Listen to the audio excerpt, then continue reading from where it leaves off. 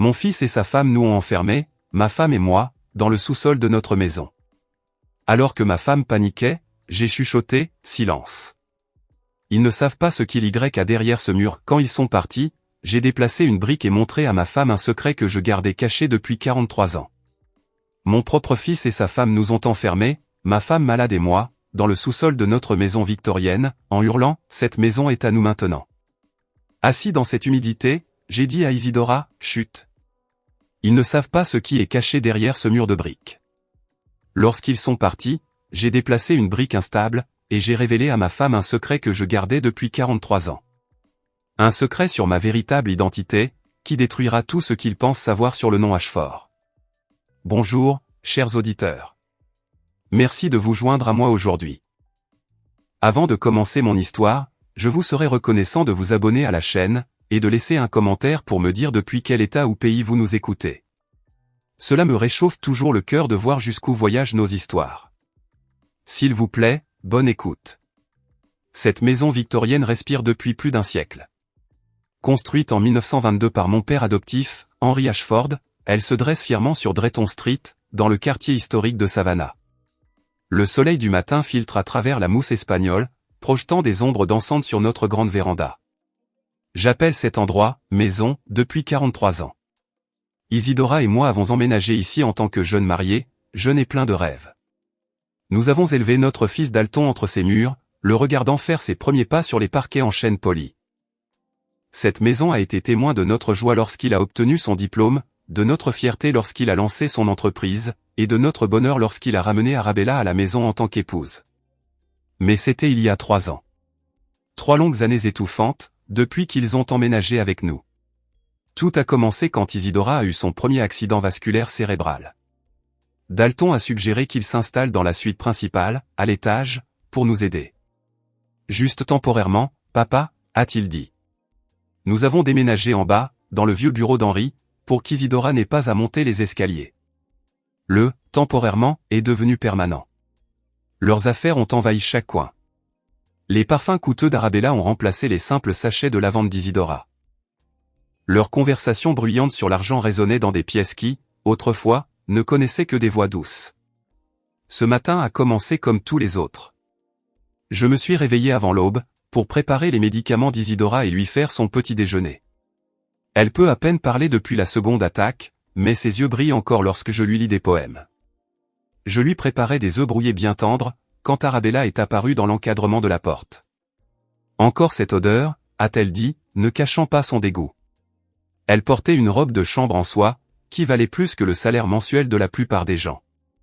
Wilder, ne pourrais-tu pas cuisiner quelque chose de normal? Cette maison sent toujours comme une maison de retraite. J'ai continué à remuer les œufs, la mâchoire serrée. Ta belle-mère apprécie ces œufs. Ils sont faciles à avaler pour elle. Elle ne mange pas vraiment de toute façon, a poursuivi Arabella en se versant un café coûteux. Le docteur Cross a dit qu'elle pourrait bientôt avoir besoin d'une sonde d'alimentation. Pourquoi faire semblant du contraire? La cruauté désinvolte dans sa voix m'a serré la poitrine. Cette femme n'avait jamais montré de véritable compassion pour Isidora. Pour elle, ma femme n'était qu'un inconvénient, un obstacle au style de vie auquel elle se sentait en droit de prétendre dans notre maison. J'ai apporté le plateau du petit déjeuner dans notre chambre, où Isidora était assise, calée contre des oreillers, regardant le jardin que nous avions planté ensemble il y a des décennies. Sa main tremblait pendant que je l'aidais à manger, mais elle a réussi à esquisser un petit sourire. À ce moment-là, entouré par la lumière du matin et le jasmin qui fleurissait dehors, j'ai senti une lueur de notre ancienne paix. Mais la paix était un luxe que nous ne pouvions plus nous offrir. Les planchers de l'étage ont gémi sous des pas lourds. Dalton était réveillé, et bientôt, il rejoindrait Arabella dans la cuisine. Il parlerait à voix basse de choses qu'il pensait que je ne pouvais pas entendre. Valeurs immobilières, loi sur l'héritage, le fardeau des parents vieillissants. Leurs mots coupaient plus profondément qu'ils ne le savaient. Alors que j'étais assis à côté d'Isidora, tenant sa main fragile, je ne me doutais pas que ce serait notre dernier matin normal. 1 heure plus tard, les planchers de l'étage se sont enfin tus.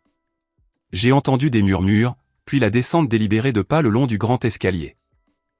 Dalton est apparu le premier dans son costume bleu marine impeccable, suivi d'Arabella dans une robe sur mesure, qui coûtent probablement plus cher que ce que la plupart des familles dépensent en courses en un mois. Leur entrée dans la salle à manger portait un sens du but inquiétant, qui m'a noué l'estomac. Ce n'était pas leur flânerie habituelle et décontractée dans la maison. C'était orchestré. Dalton a tiré la chaise en bout de la table en acajou, l'ancien siège d'Henri, avant de parler sur le ton professionnel et détaché qu'il utilisait avec ses clients. « Papa, nous devons parler. » Sérieusement. Arabella s'est assise à côté de lui, croisant ses mains manucurées, les yeux brillants de cette lueur prédatrice que je ne connaissais que trop bien. Ils étaient venus préparer. « C'est à propos de la maison, » dit Dalton, sans toujours me regarder. « Avec l'état de maman et tout ce qui s'annonce. Nous avons réfléchi à la situation de l'héritage, à la bureaucratie, au désordre juridique. Quand le moment sera venu. » Un froid s'est répandu en moi, non pas à cause de ce qu'il voulait dire, mais à cause de la manière désinvolte dont il l'a dit. Arabella s'est penchée en avant, la voix sirupeuse d'une fausse inquiétude. « Nous voulons vous aider à éviter des problèmes plus tard. Tu devrais signer la maison au nom de Dalton maintenant. Un simple acte de donation, juste une formalité. » Elle a fait glisser un dossier sur la table. À l'intérieur se trouvaient des documents officiels déjà remplis, preuve qu'ils avaient planifié cela depuis des semaines. « La maison vaut 750 000 $, a ajouté Dalton. Cela nous évite la procédure de succession. Pas d'interférence du gouvernement. Je n'ai pas touché au papier. Non. Le mot a claqué dans la pièce. Le sourire d'Arabella est retombé. Comment ça, non? Nous essayons de vous aider. Veux-tu que ton fils unique ait affaire au bureau du gouvernement quand tu ne pourras plus gérer les choses? Je comprends tout ce que tu as dit, dis-je en soutenant son regard. Et c'est pourquoi la réponse est non. Le visage de Dalton a rougi. Nous vivons ici. Nous prenons soin de vous. Nous payons les médicaments de maman. C'est pratiquement déjà notre maison. Vous vivez dans ma maison, ai-je corrigé. Et je prends soin de ta mère. Dalton s'est levé brusquement, sa chaise raclant le sol. Sois raisonnable. Maman a besoin de soins professionnels. Magnolia Manor, à l'extérieur d'Atlanta. 4500 $ par mois. Personnel présent 24 heures sur 24. Tu pourrais visiter les week-ends. La trahison a coupé plus profondément que n'importe quelle lame.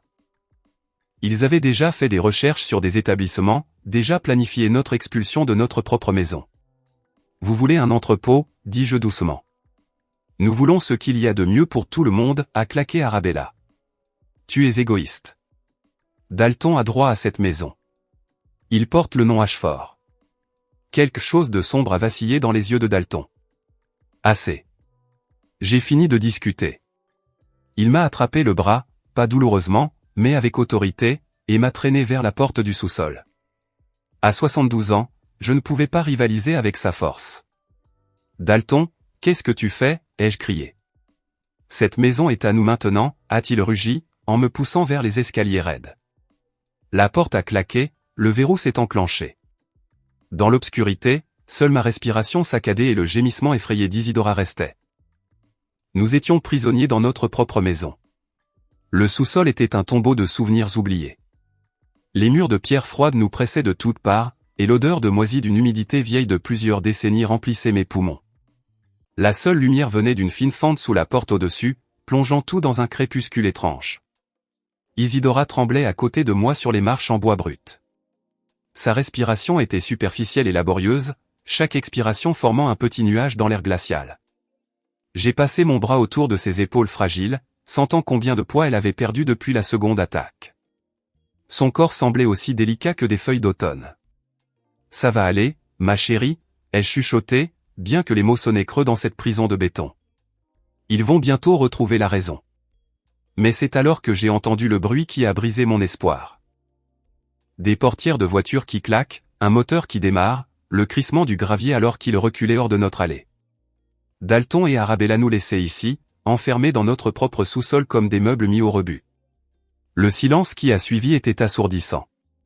Pas de pas au-dessus, pas de voix, juste le goutte-à-goutte régulier de la condensation et la respiration effrayée d'Isidora. Nous étions complètement seuls.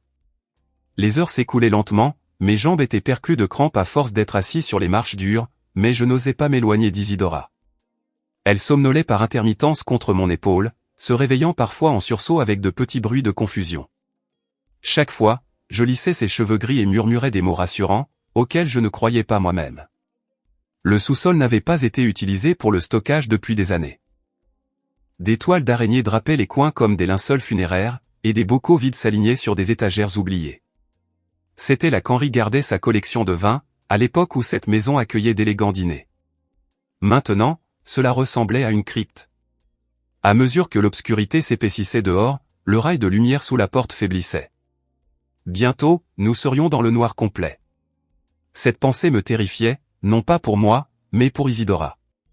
Dans son état confus, l'obscurité totale pourrait la faire paniquer. C'est alors que je me suis souvenu des mots d'Henri. J'avais 18 ans lorsqu'il m'avait emmené ici, quelques mois seulement après m'avoir adopté à l'orphelinat d'État. Il m'avait montré où couper l'eau, m'expliquait le vieux système électrique.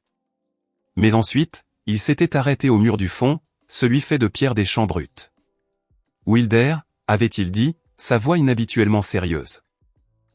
Il y a quelque chose ici que tu dois savoir. Quelque chose pour les moments les plus désespérés. Sa main usée par le temps avait appuyé sur une pierre particulière. Ton vrai père m'a appris qu'un homme devrait toujours avoir une dernière carte à jouer. Promets-moi que tu te souviendras de cet endroit. J'étais jeune et distrait, plus intéressé par le début de ma nouvelle vie que par le fait de ressasser de vieux secrets.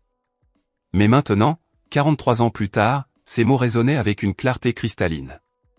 Des moments désespérés. Si ce n'était pas désespéré, qu'est-ce que c'était? Isidora. Chérie, je dois vérifier quelque chose, ai-je chuchoté en l'aidant à s'appuyer contre la rampe de l'escalier. Reste juste ici. Je serai juste à quelques mètres. Je me suis levé sur des jambes tremblantes, et je me suis frayé un chemin prudemment sur le sol inégal. De vieux meubles se dressaient comme des géants endormis dans la pénombre.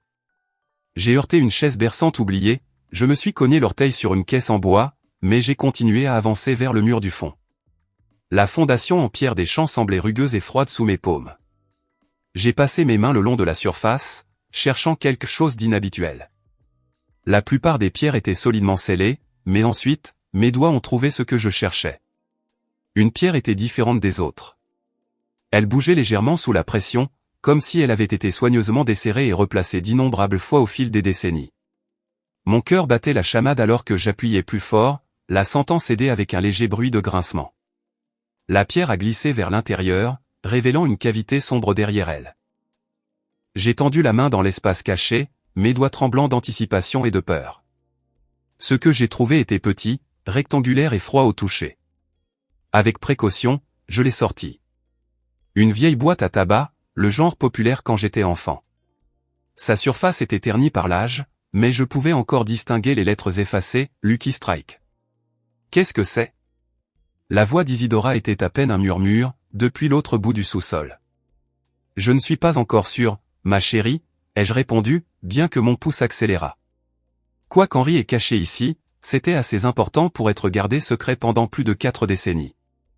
Je suis retourné vers les marches, serrant la boîte comme une bouée de sauvetage. Puis, je me suis souvenu que la vieille boîte à outils d'Henri devait encore être sur l'étagère près de l'escalier.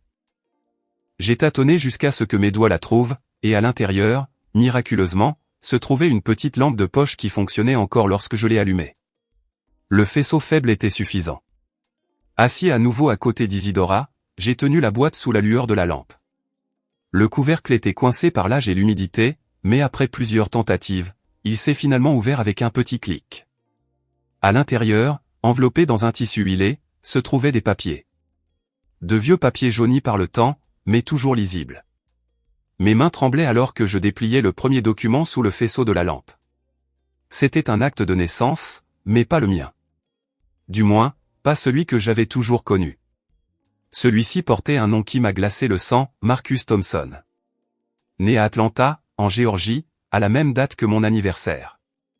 Nom de la mère, Sarah Thompson, nom du père, William Thompson.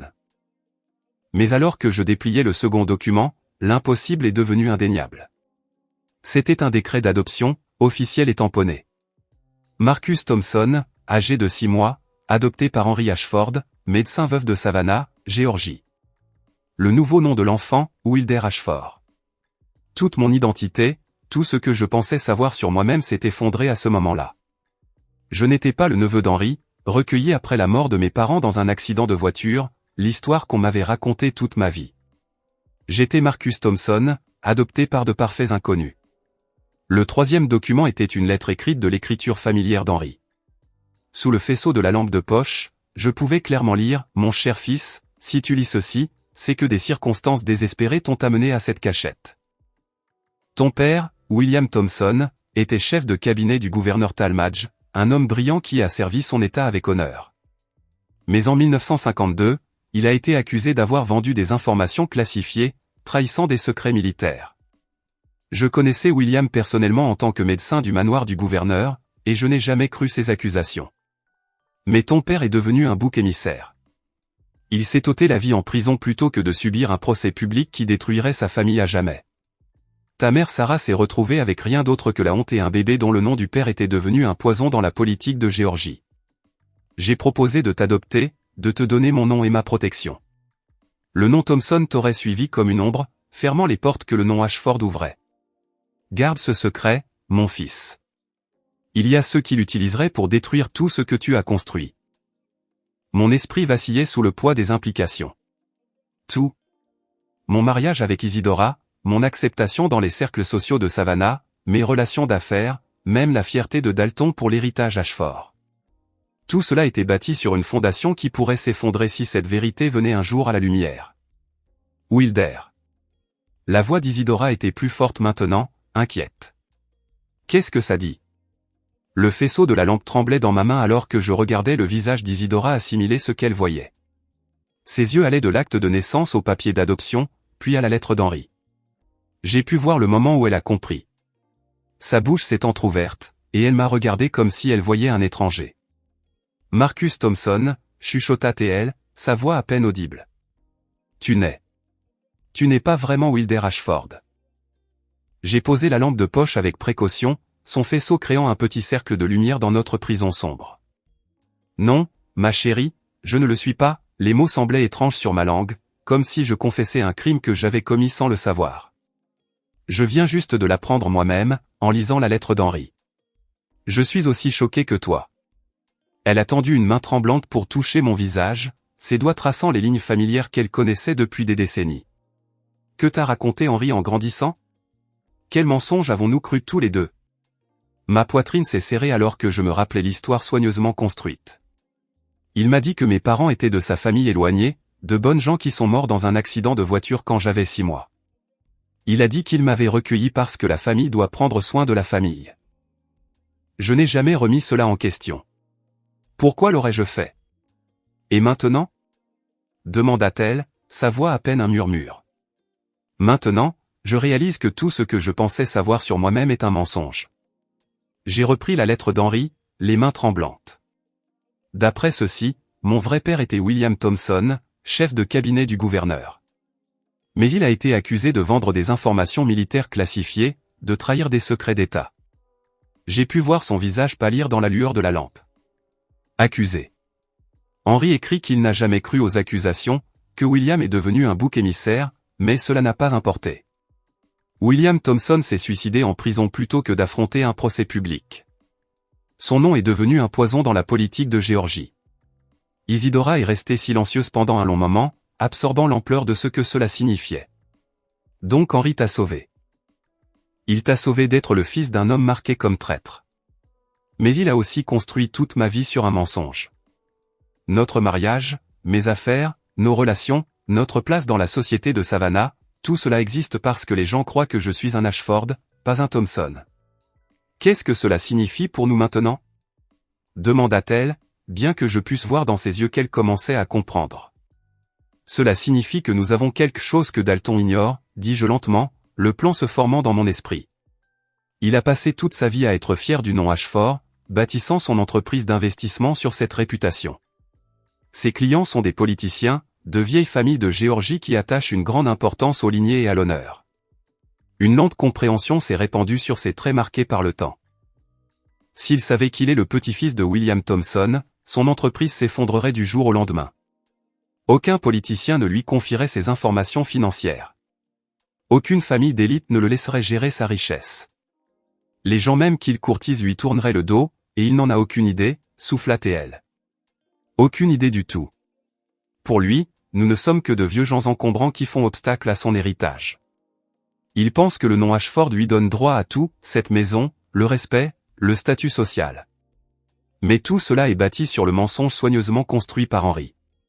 J'ai regardé les papiers éparpillés autour de nous, puis le visage de ma femme. Si notre fils veut nous traiter comme des prisonniers dans notre propre maison, peut-être est-il temps qu'il apprenne ce que l'on ressent face à de vraies conséquences. Le poids de 43 ans de tromperie s'est posé sur mes épaules. Mais pour la première fois depuis que ce cauchemar avait commencé, je ressentais autre chose que de l'impuissance. Je ressentais du pouvoir. Au-dessus de nous, le plancher a grincé. Des pas lourds ont traversé la cuisine, puis se sont dirigés vers la porte du sous-sol. Mon cœur a bondi dans ma gorge. Ils reviennent, ai-je chuchoté rapidement, rassemblant les papiers et les remettant dans la boîte à tabac. Le lourd verrou a raclé contre le métal, et soudain, la lumière a inondé notre prison obscure. Dalton se tenait en silhouette dans l'embrasure de la porte, son costume coûteux froissé par ce qu'il avait fait pendant que nous étions assis dans ce sous-sol pendant des heures. Derrière lui, Arabella regardait vers le bas avec un mélange de curiosité et de dégoût. « Eh bien, demanda Dalton, sa voix dégoulinant de suffisance, avez-vous eu assez de temps pour réfléchir à notre offre ?»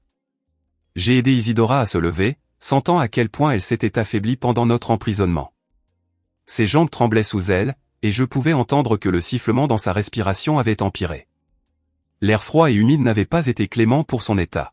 « Dalton, dis-je, laissant l'épuisement et la défaite colorer ma voix. Ta mère. Elle a besoin de soins médicaux. Le stress, l'air froid là-dessous.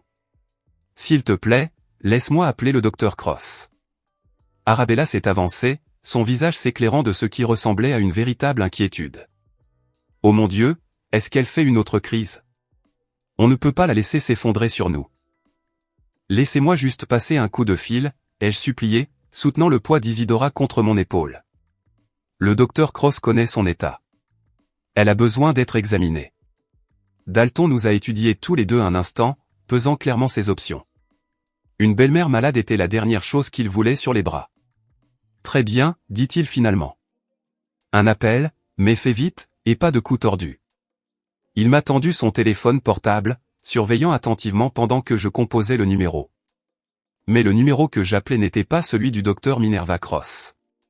C'était un numéro que j'avais mémorisé, d'après une carte de visite que je gardais dans mon portefeuille depuis 3 ans.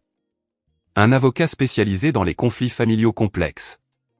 Fairchild et associés, répondit la voix nette. Oui, c'est Wilder Ashford, dis-je, gardant ma voix stable et clinique. J'ai besoin de planifier une consultation urgente concernant une directive médicale pour ma femme. Monsieur Fairchild peut-il me recevoir cet après-midi? Dalton s'est détendu légèrement, entendant ce qui ressemblait à un rendez-vous médical de routine. Arabella avait déjà perdu tout intérêt et examinait ses ongles manucurés.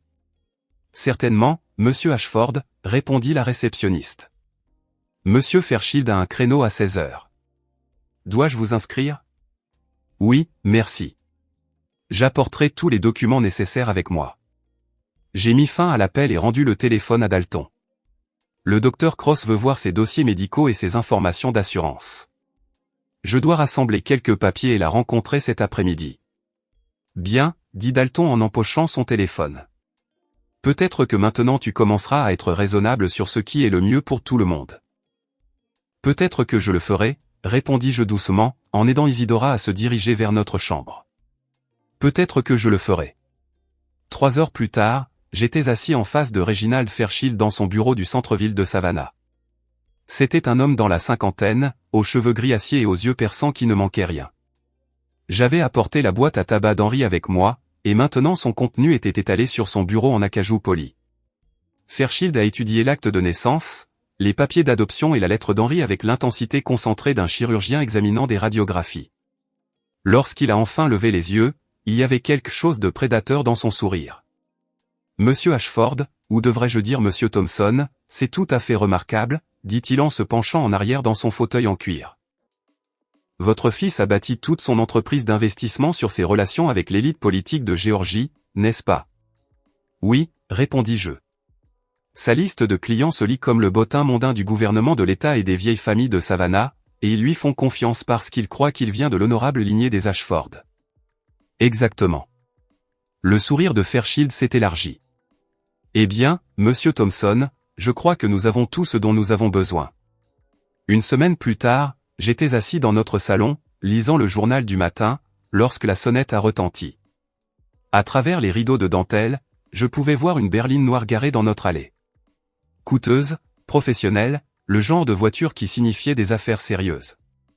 Reginald Fairchild se tenait sur notre véranda, impeccablement vêtu d'un costume anthracite et portant une mallette en cuir. Derrière lui se tenait un homme plus jeune dans un costume tout aussi élégant, clairement un autre avocat de son cabinet. « Monsieur Ashford », dit Reginald avec un léger signe de tête, « je crois que nous avons des documents à livrer. » Le bruit de pas dans les escaliers m'a indiqué que Dalton avait entendu la sonnette. Il est apparu dans le couloir, ajustant sa cravate, visiblement curieux de nos visiteurs inattendus. Arabella suivait de près, son visage montrant déjà une inquiétude soupçonneuse.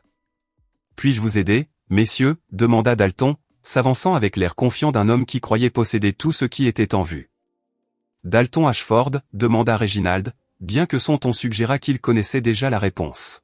« C'est exact. »« Et vous êtes » ? Reginald Fairchild, avocat à la cour. Je représente les intérêts légaux du véritable propriétaire de cette propriété. Il ouvrit sa mallette avec une efficacité rodée et en retira une épaisse enveloppe manille. Ceci est pour vous. Dalton prit l'enveloppe avec une confusion évidente, l'ouvrant avec une arrogance désinvolte.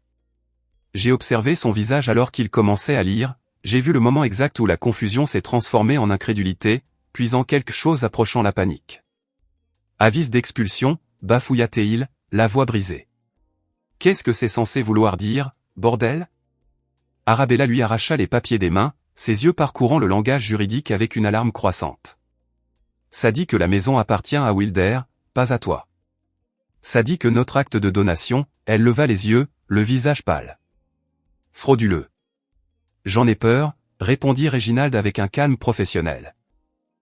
Notre enquête a révélé que le document que vous avez présenté comme un transfert de propriété légitime est en fait une contrefaçon assez mal exécutée. Le notaire dont le sceau apparaît sur vos papiers est décédé 2 ans avant la date présumée de la signature. C'est impossible, dit Dalton, mais sa voix manquait de conviction. Ce qui est plus inquiétant, a continué Reginald, sa voix prenant un ton plus tranchant, c'est que cette tentative de fraude soulève de sérieuses questions sur le statut juridique de votre famille dans cette communauté. Des questions qui pourraient nécessiter une enquête publique complète sur vos antécédents généalogiques, votre véritable héritage. Votre droit d'utiliser le nom Ashford dans vos relations d'affaires. La couleur s'est complètement vidée du visage de Dalton. De quoi parlez-vous ? Je parle du genre d'enquête qui fait la une du Savannah Morning News, monsieur Ashford. Le genre que vos partenaires commerciaux et clients ont tendance à lire avec leur café du matin. Le genre qui soulève des questions inconfortables sur les lignées et l'honneur familial. Arabella a saisi le bras de Dalton, ses ongles s'enfonçant dans sa veste de costume coûteuse. Quels antécédents généalogiques ? Vous avez 30 jours pour quitter les lieux, a conclu Reginald en refermant sa mallette d'un coup sec. Alors que les avocats retournaient à leur berline, j'ai remarqué que les mains de Dalton tremblaient en sortant son téléphone portable. Mes partenaires commerciaux, dit-il, la voix creuse.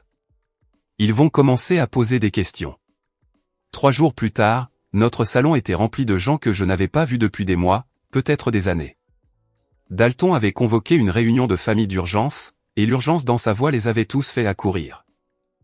Le cousin Peter était assis raidement sur notre canapé antique, sa femme Marie à côté de lui, serrant son sac à main comme un bouclier. 2 des partenaires commerciaux de Dalton, des hommes en costume coûteux qui me traitaient habituellement avec une déférence polie, occupaient les fauteuils à oreilles près de la cheminée. L'atmosphère était chargée de tension et d'une panique à peine dissimulée. Je pouvais le voir sur le visage de Dalton, dans la façon dont ses mains tremblaient légèrement alors qu'il faisait les 100 pas devant la vieille bibliothèque en acajou d'Henri. Arabella était perchée sur le bord d'un pouf, son calme habituel fissuré comme un miroir brisé. « Merci à tous d'être venus si rapidement », commença Dalton, sa voix portant cette confiance forcée d'un homme essayant de se convaincre autant que son auditoire. Nous faisons face à une crise familiale ici, une attaque légale contre notre maison, notre héritage, tout ce que le nom Ashford représente. Il fit un geste vers moi avec une frustration à peine contenue. Mon père a été influencé par un avocat sans scrupules qui lui remplit la tête de mensonges sur la propriété et l'histoire familiale. À son âge, avec le stress de s'occuper de maman, je pense qu'il commence à confondre la réalité. Peter remua, mal à l'aise sur le canapé. Wilder a toujours été vif d'esprit. Dalton, qu'est-ce que tu suggères exactement? Je suggère que nous devions envisager une mise sous tutelle, dit Dalton, les mots sortant en cascade. Papa prend des décisions qui pourraient détruire la réputation de cette famille, déchirer tout ce que nous avons construit. Il croit à des théories du complot sur des documents falsifiés et des enquêtes généalogiques. Marie se pencha en avant, la voix douce mais inquiète. Wilder, mon cher, est-ce vrai? As-tu des problèmes de mémoire ou de jugement? J'ai regardé autour de la pièce ces gens, certains de la famille, d'autres des associés, qui me connaissaient tous depuis des décennies. Ils m'avaient vu bâtir une carrière réussie, élever un fils, prendre soin de ma femme pendant sa maladie. La suggestion que j'étais mentalement incompétent était si absurde qu'elle en était presque insultante. Non, Marie, dis-je calmement en me levant de ma chaise. Ma mémoire et mon jugement sont parfaitement clairs. En fait, j'aimerais partager avec vous tous quelque chose qui pourrait expliquer pourquoi Dalton cherche si désespérément à me discréditer. Je me suis dirigé vers la petite table d'appoint où j'avais placé la boîte à tabac d'Henri ce matin-là, sachant que ce moment viendrait. Dalton a raison sur un point. Il s'agit de l'histoire familiale et de l'héritage, mais pas de la manière qu'il pense. Papa, ne fais pas ça, a averti Dalton, la voix aiguë de panique. Tu vas te ridiculiser. La seule personne qui devrait avoir honte, dis-je en ouvrant la boîte et en retirant les papiers jaunis, c'est l'homme qui a passé toute sa vie à tirer fierté d'un nom qui ne lui revient pas de droit. La pièce est devenue silencieuse. Je pouvais entendre la vieille horloge grand-père faire tic-tac dans le couloir, le bruit lointain de la circulation sur Drayton Street, la brusque inspiration de Marie. Mon vrai nom est Marcus Thompson, ai-je continué en tenant l'acte de naissance pour que tout le monde puisse le voir.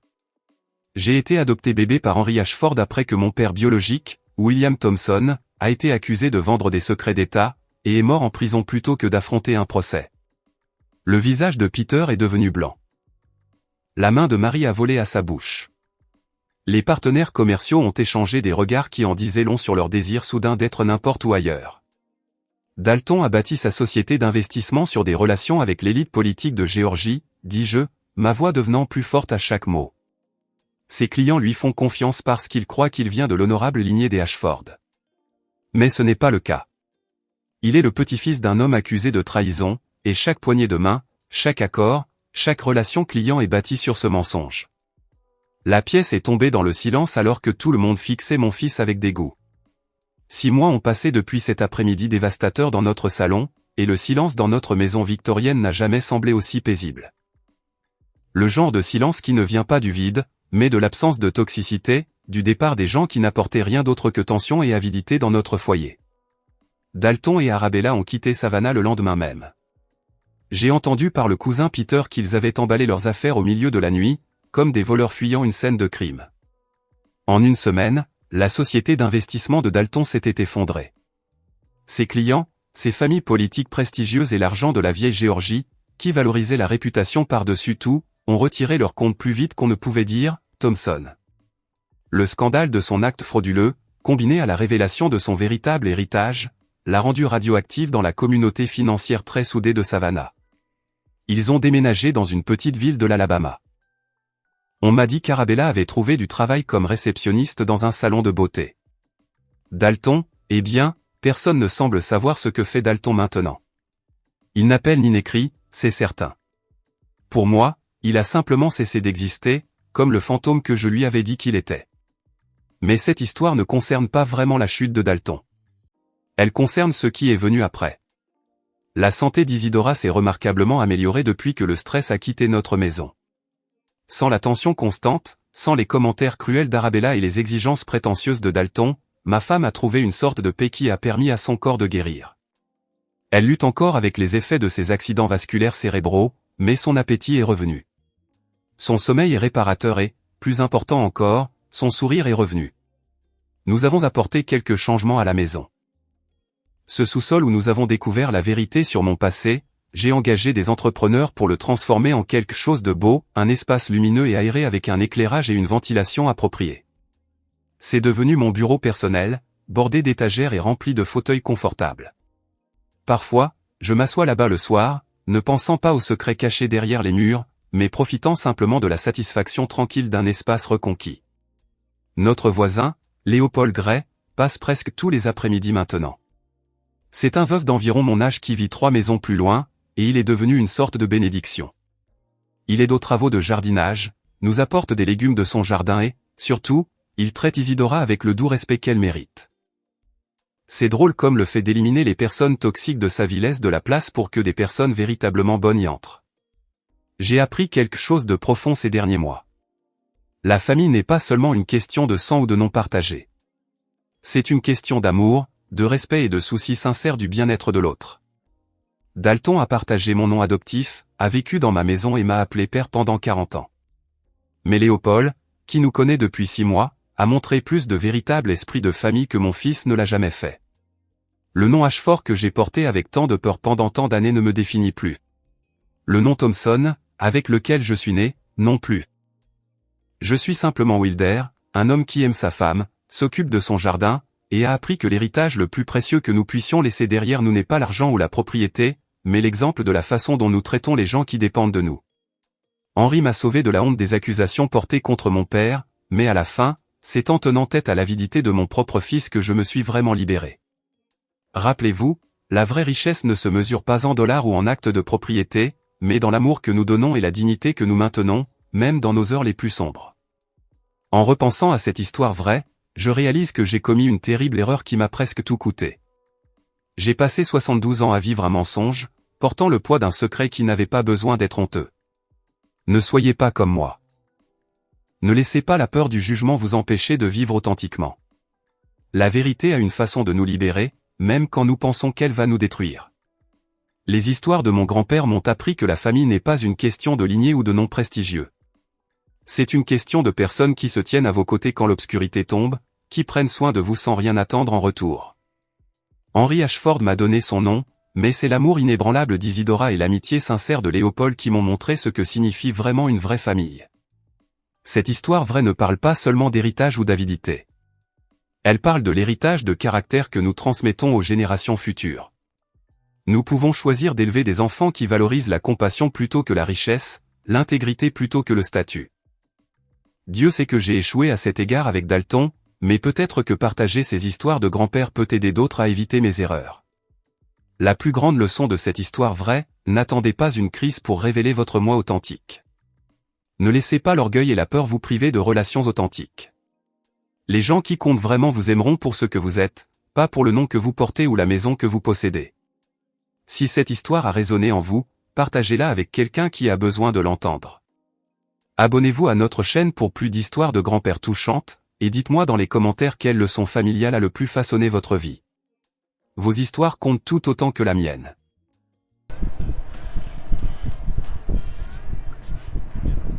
No aparece aquí el bot. ¿No aparece? Ah, bueno, es que me aparece a mí esto. Watch. Oh, fuck. Me aparece eso. Fuck. No. Ahí está.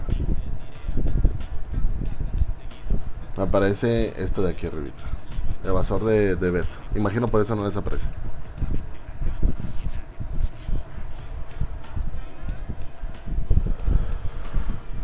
Jimmy, ¿de cuál forma no hay ningún bot? Mira mejor el bot. Ve, me apareció otro. Yo a tu visita conyugal. Jackie, muchas gracias por el follow. Qué bueno que te está agradando la plática, que ojo, no es regular. Generalmente hablamos de otras cosas. Por ejemplo, de juegos, hablamos mucho. ¡Ey, ey, ey, ey, ey!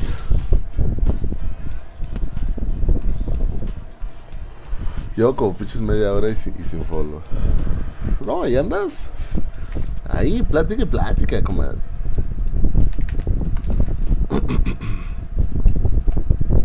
Andas plática y plática.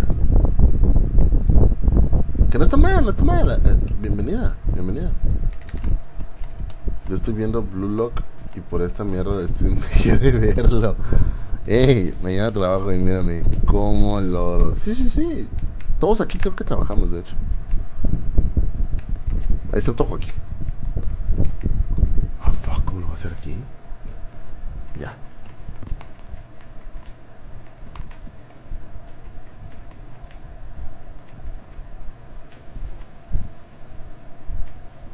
¡Ay, ay, ay! Tranquila, yo comencé a seguir a Jimmy como una semana después. Sí, sí, sí. Yo no. No lo sigan. What the fuck, hermano. Por eso sí te voy a banear. Vete a la mierda. ¿Qué pedo con el puto Mateo? El hijo de su puta madre. Gracias por favor, Mateo. Se te agradece. ¿De qué tamaño las cosas? Hola, bro. Eres mi mod, hijo de tu puta madre. Somos 8. Qué bienvenida. No, es que ese cabrón es mi mod.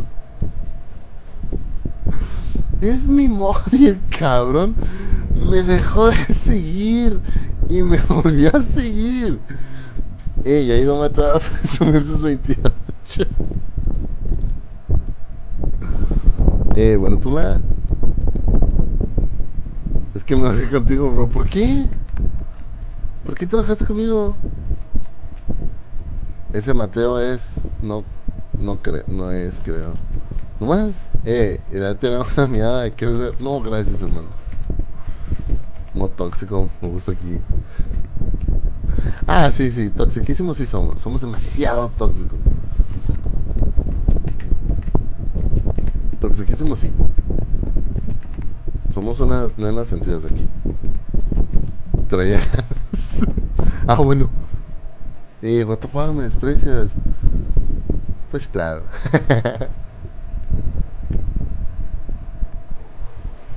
Pero ¿cómo te ha ido, viejo?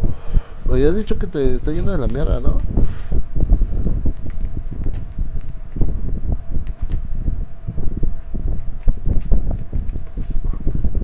No mames. ¿Cuándo un stream con el LED? Ah, el LED, no, qué chido, güey. No, qué chido, la verdad.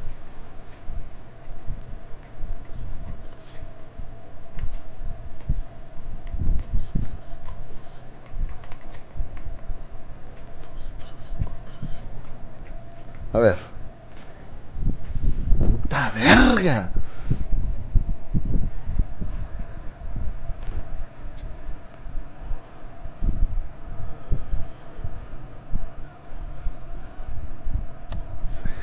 Nadie se mueve. Anuncio. Anuncio, anuncio. Ya. Ok.